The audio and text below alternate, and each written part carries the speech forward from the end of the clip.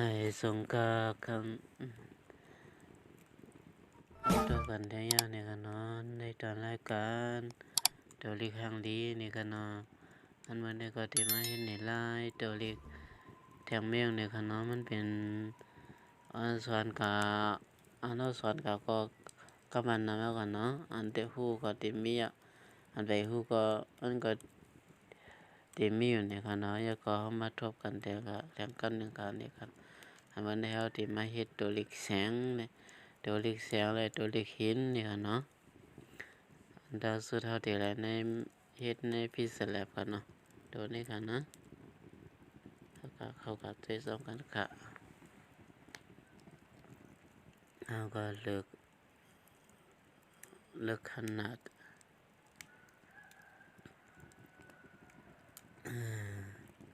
แล้วก็ให้เลือกเอาสีลำกันเนาะสีลำ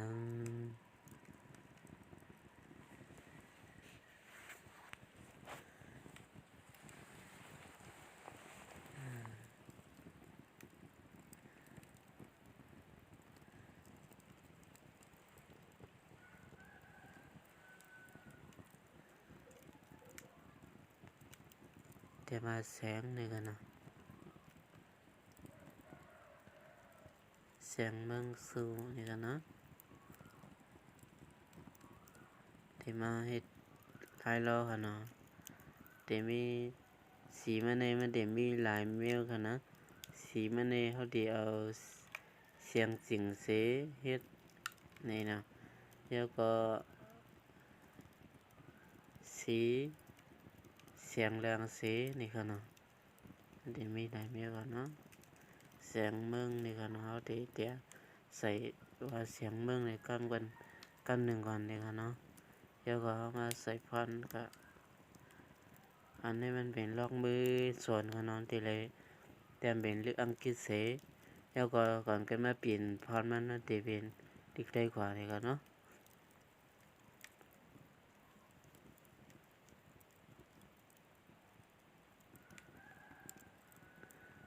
เขาที่เลือกเอาสีเขาที่เลือกเอาฟอนต์ธรรมดาในกันเนาะมันที่หันลีนี่กันเนาะ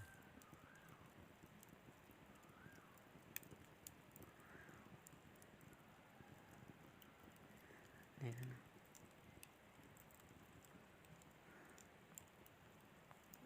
เพราะว่าเพียรปลดที่ไหนเขามา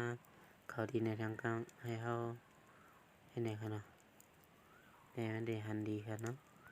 แล้วก็ใส่ยาวๆอ่ะ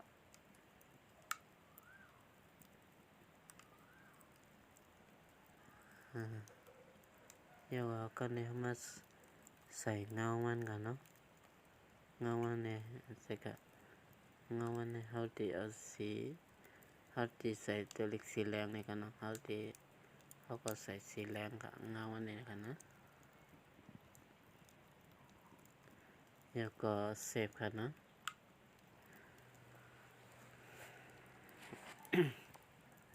เสียอย่างมาแถมกัน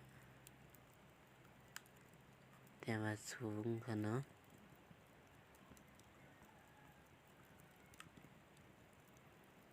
มันในสูงในเขาที่เอา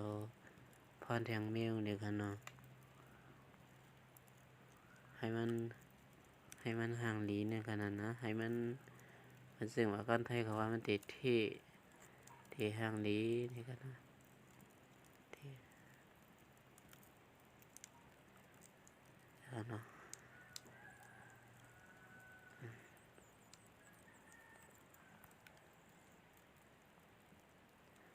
นี่กันเนาะแล้วก็เซฟกันเนาะ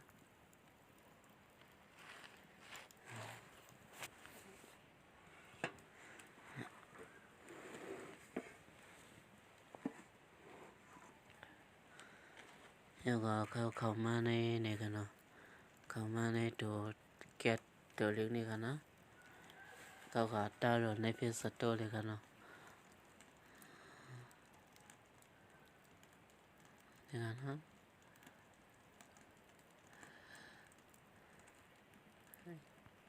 ให้เขามาเลือกเปลี่ยนตัวลาวนี่กันนะ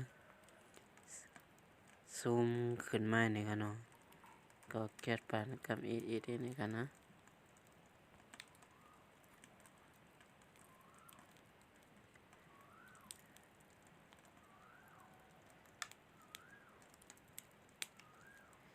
นี่กันเนาะก็เซฟได้กันนะเซฟไว้กันเนี่ยมาแก๊สสูงมันครับตัวเล็กอันเป็นสูงนี่กันนะเพราะว่าตัวเล็กมันใหญ่เนี่ยมันเตรียมบล็อกเก็ตหยาบกันนะนะครับนะ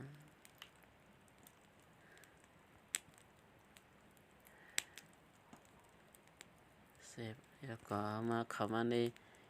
พิสลับแทงกำแล้วก็มาแพทย์ปานนั้นนะแล้วก็มาเลือกปืนหลังมันให้เขาดีเอาแสงใส่นี่ก็มันอยู่ดีใส่เขากันเนาะถ้าเขาดีเอาเสียงจริงใส่เนี่ยเสียงจริงแล้วก็เขาเอาตัวลิกมือไก่มาวางเสียงมึงนี่ครับเนาะ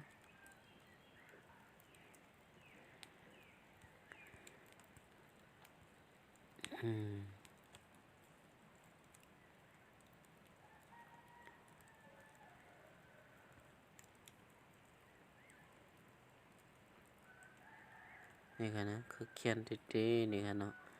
เขาฝึกปันกันไหนแล้วก็เขานี่ปันกันเนาะมันเหมือนเสียงว่าตัวเล็กมันเหมือนเสียงว่าเปิ้นเอามีดแคกให้นะกันนะ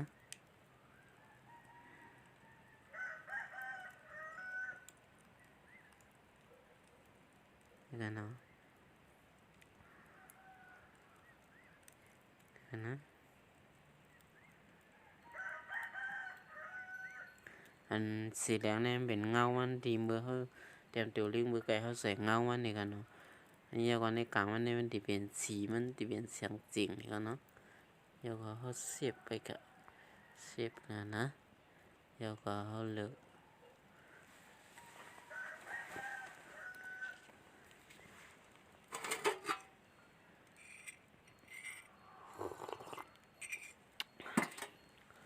แล้วก็เขามาลบแผดอันนี้แล้วก็เขามาเลือกปืนหลังมันแทงกันเนาะกันที่เขาเดี๋ยวมาเอาสีแดงนี่กันเนาะสีแดงแล้วก็สีแดงมันเนี่ยที่มีเจนี่กันเนาะ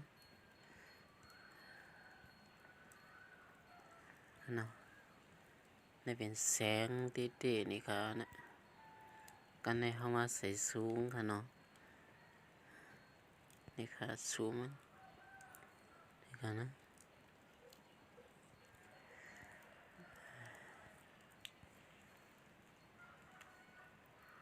เฮ้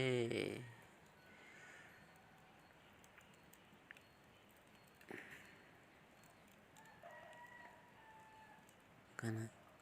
แล้วก็เข้ามากันตัวนี้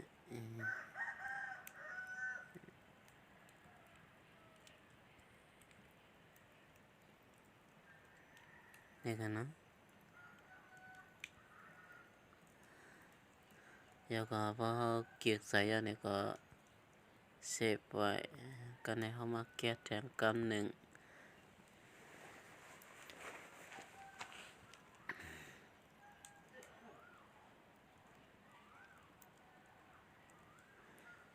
แก้แทงกันหนึ่งเข้ามาที่ตัวแก้แทงกันหนึ่ง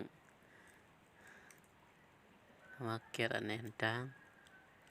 แสงเมืองนี่นะ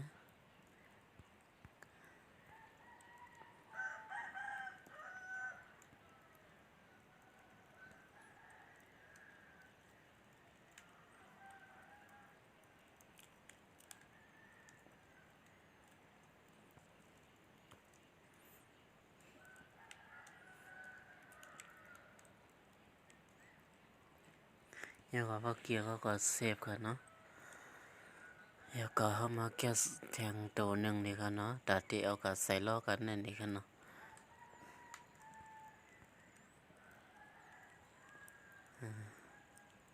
เซฟไว้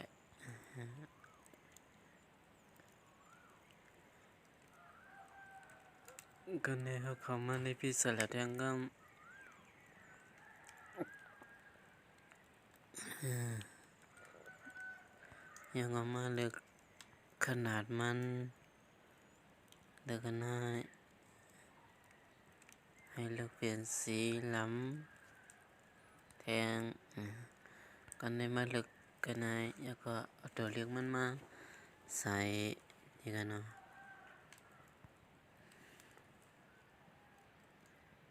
นี่กันเนาะ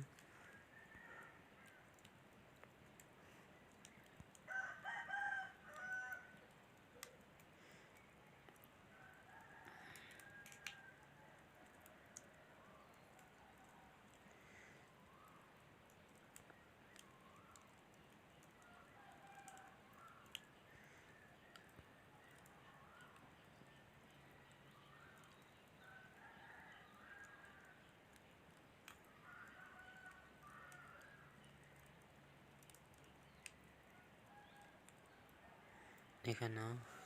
แสงเบื้องสู้นี่ค่ะแล้วก็ตีกันได้ถูกติ๊กถูกกันแล้วก็มาป้องกันนี่กันเนาะ